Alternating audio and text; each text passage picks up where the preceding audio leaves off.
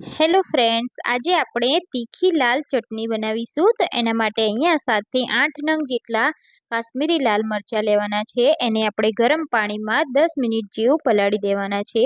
તો ઢાંકી અને આપણે 10 મિનિટ પલળવા દઈશું.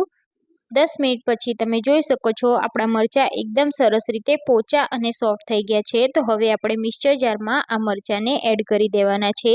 તો પાણી નિતારી આપણે મરચાંને એડ કરી દઈશું. સાથે આપણે 10 નંગ જેટલી અહીંયા લસણની કળીઓ લેવાની છે. સાથે આપણે મસાલામાં 1 ચમચી મરચું, 1 ચમચી આપણે જીરું, 1 ચમચી મીઠું લઈશું અને બધું સરસ રીતે એડ કરી દઈશું. સાથે આપણે એમાં 1/4 કપ જેટલું પાણી એડ કરવાનું છે અને સરસ રીતે આપણે સ્મૂથ પેસ્ટ વાટી લેવાની છે. અહીંયા આપણી તીખી ચટણી રેડી થઈ ગઈ છે. અને તમે રોટલી, ભાખરી કે પછી રોટલા સાથે સર્વ કરી શકો છો. આનો તમે વઘાર પણ કરી શકો છો.